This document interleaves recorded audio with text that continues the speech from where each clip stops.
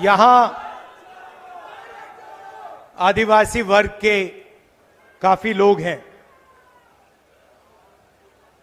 Congress party आपको आदिवासी कहती है और बीजेपी, प्रधानमंत्री जी, अमित शाह जी, आरएसएस के लोग आपको वनवासी कहते हैं। सुना होगा आपने, सुना है? तो इन शब्दों के पीछे दो अलग अलग विचारधाराएं हैं।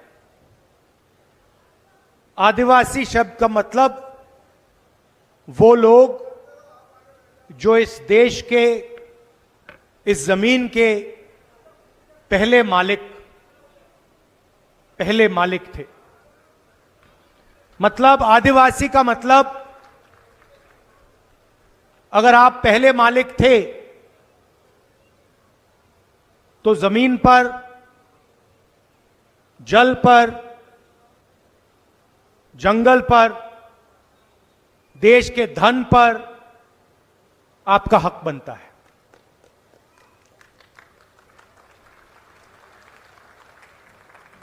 वनवासी का मतलब वो लोग जो जंगल में रहते हैं। वनवासी शब्द के पीछे एक विचारधारा है। सबसे पहले जो आपका इतिहास है, आपकी हिस्ट्री है, आपकी भाषाएं हैं, आपके जीने का तरीका है,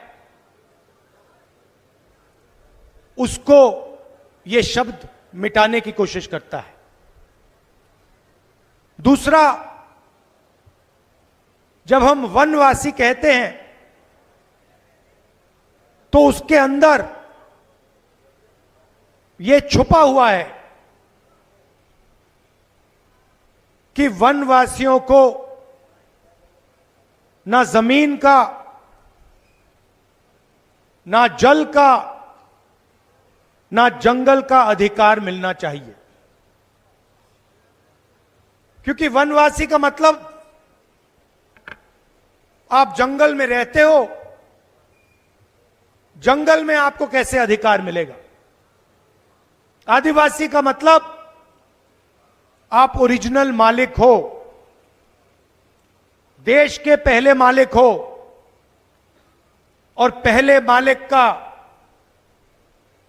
देश के धन पर,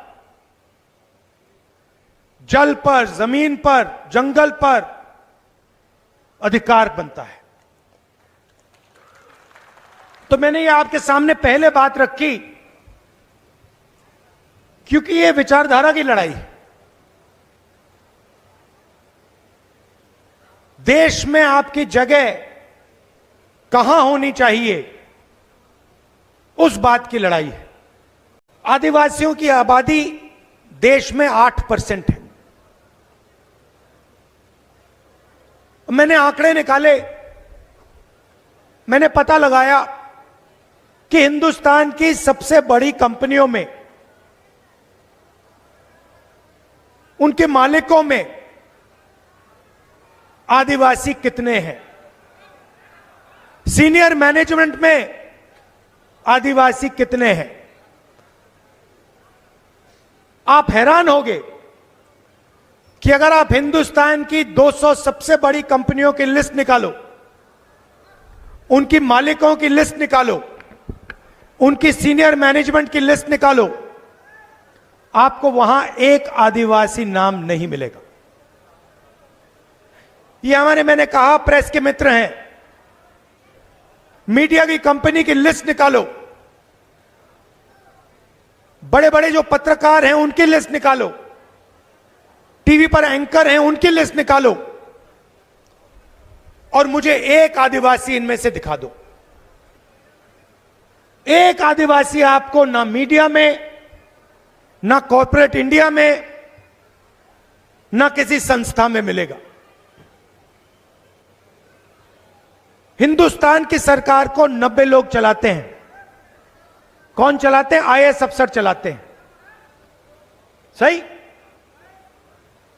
हिंदुस्तान का जो बजट है उसे ये 90 अफसर बांटते हैं।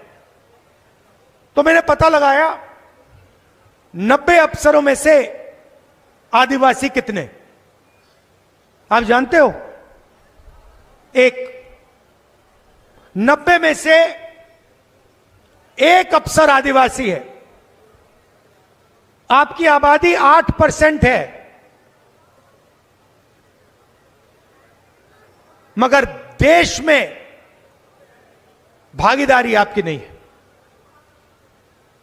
90 अफसर देश को चलाते हैं, 1 अफसर आदिवासी है। और भाइयों और बहनों, अगर बजट में 100 रुपया खर्च होता है तो आदिवासी अफसर 10 पैसे का निर्णय लेता है। 100 रुपए में से 10 पैसे की आपकी भागीदारी है। आबादी 8%, पहले मालिक आदिवासी, और 100 रुपए में से 10 पैसे का निर्णय आप लोग लेते हो। यह लड़ाई है, यह फर्क है बीजेपी में और कांग्रेस में। हम कानून लाए, पैसा कानून लाए, जमीन अधिग्रहण बिल लाए, ट्राइबल बिल लाए, आपको अपना अधिकार देने के लिए। इंदिरा गांधी जी ने और कांग्रेस पार्टी की सरकारों ने आपको अपनी जमीन वापस दी, जमीन का हक आपको दिया, और ये हम करते रहते हैं। और बीजेपी क्या करती है? जहां भी इनको मौका मिलता है, आदिवासियों की जमीन छीनकर अदानी जी जैसे अरबपतियों के हवाले कर देते हैं। जब आदिवासी युवा पूछता है कि आपने हमारी जमीन ली, हमें आपने रोजगार नहीं दिया, आपने सही कॉम्पनसेशन नहीं दिया, आपने हमारी शिक्षा नहीं करवाई, बीजेपी के लोग आदिवासियों को पकड़ पकड़ कर जेल में डाल देते हैं। हमने अभी मैनिफेस्टो बनाया है। अगर आप मैनिफेस्टो को पढ़ेंगे तो उसमें हमने 3-4 क्रांतिकारी काम आपके लिए किए हैं।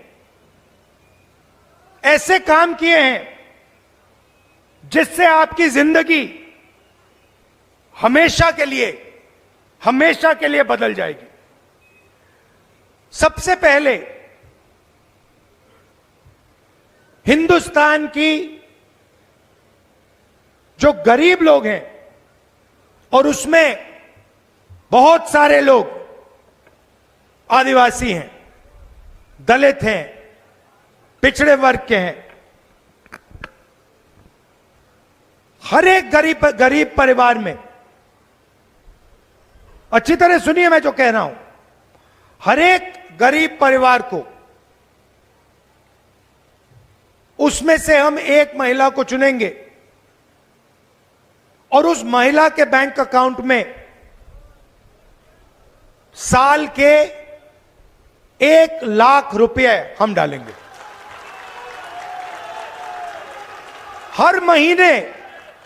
हर महीने सीधा उस महिला के बैंक अकाउंट में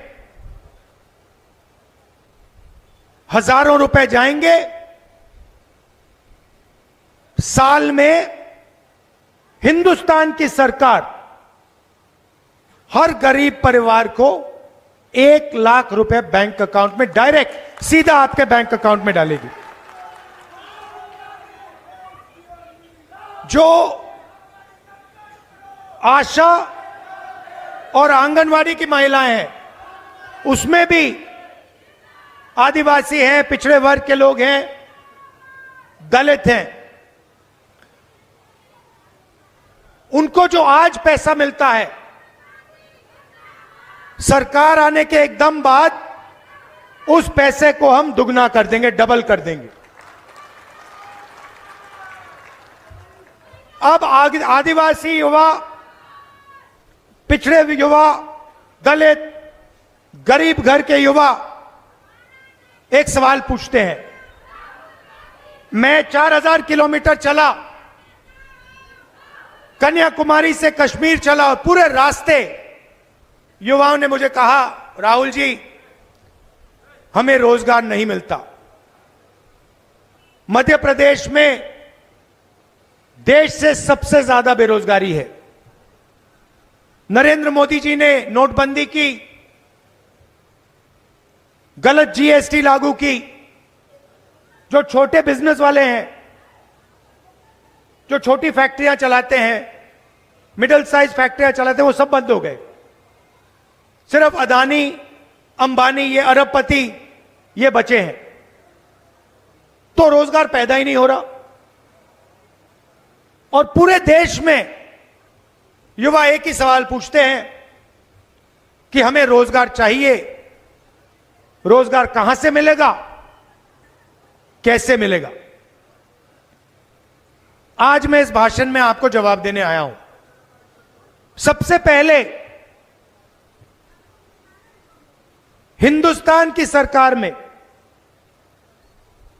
30 लाख सरकारी वैकेंसीज हैं। 30 लाख सरकार के पास रोजगार है, जो बीजेपी के लोग आपको देते नहीं हैं। वो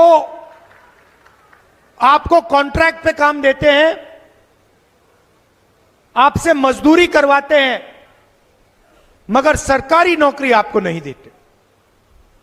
इसलिए हमारा पहला कदम, जैसे ही हमारी सरकार बनेगी, ये जो 30 लाख सरकारी नौकरियां हैं, हम आपके हवाले कर देंगे।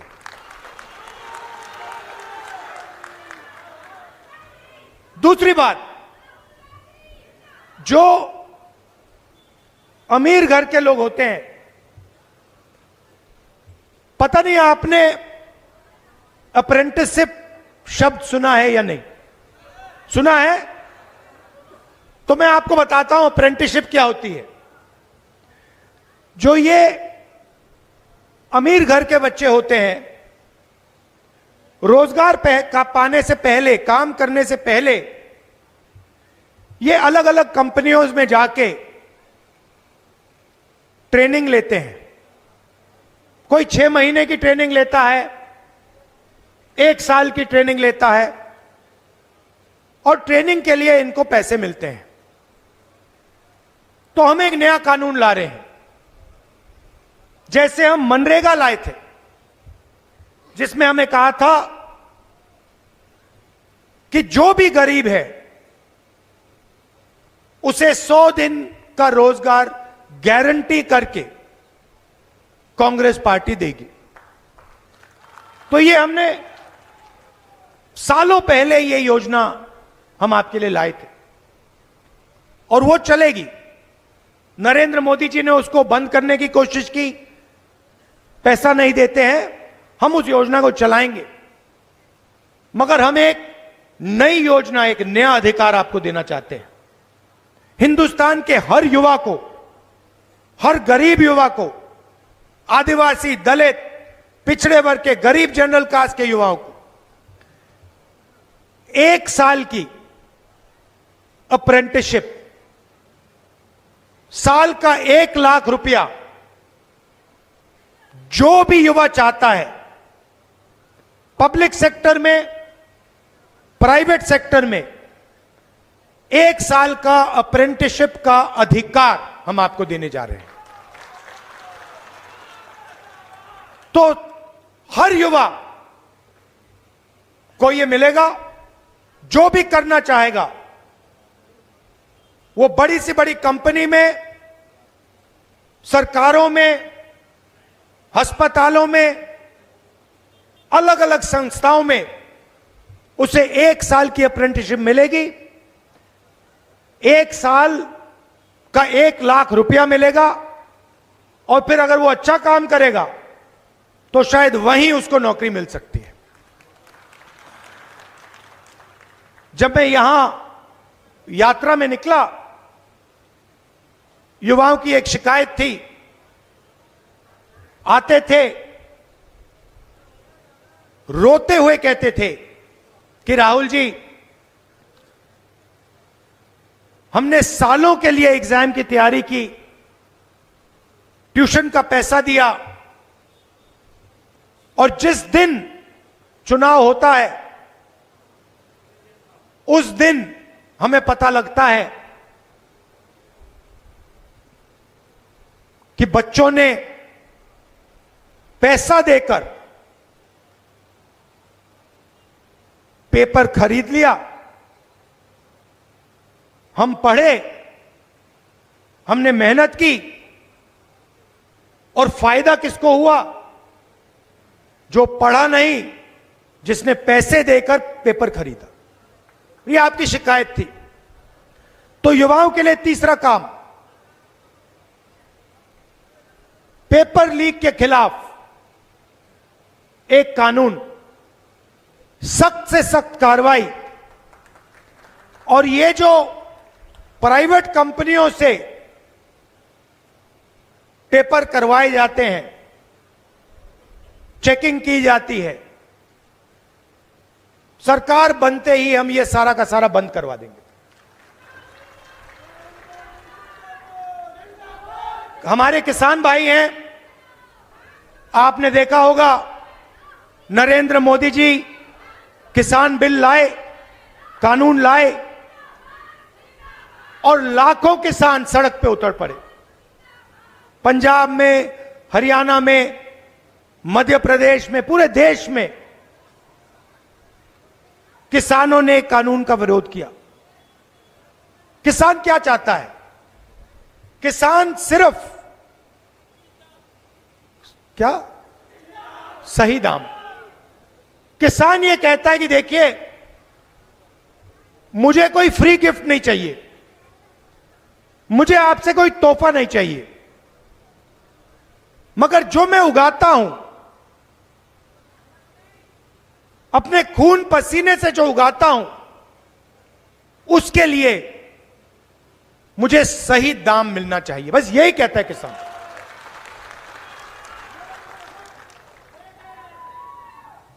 वो ही कहता, और कुछ नहीं कहता। और नरेंद्र मोदी की सरकार कहती है हम आपको सही दाम नहीं देंगे। अरबपतियों का 16 लाख करोड़ रुपया कर्जा माफ किया है, मगर किसानों का कर्जा माफ नहीं करते। और जब किसान एमएसपी मांगते हैं, मिनिमम सपोर्ट प्राइस मांगते हैं, तो पुलिस वाले उन पे गोली चलाते हैं। तो हमने मैनिफेस्टो में साफ कह दिया है, किसानों का कर्जा माफ होगा, और कानूनी मिनिमम सपोर्ट प्राइस हिंदुस्तान के किसानों को मिलेगी, और कानून के मुताबिक उनको सही दाम अनाज के लिए, धान के लिए दिया जाएगा। और आखिरी बात किसानों के लिए, ये जो नरेंद्र मोदी जी फसल बीमा योजना लाए हैं, आप पैसा भरते हो, सरकार का पैसा जाता है, आंधी तूफान आता है, फिर आपको बताया जाता है कि भैया आपको कॉम्पेंसेशन नहीं मिलेगा, और पूरा का पूरा पैसा 16 कंपनियों को जाता है। तो हम नई योजना लाएंगे, और जो आपकी इंश्योरेंस की क्लेम होगी, उसका पैसा हम आपको 30 दिन के अंदर दिलवा देंगे। तो ये हमारे वायदे हैं। और भी वायदे हैं, मगर ये हमारे सबसे बड़े वायदे हैं।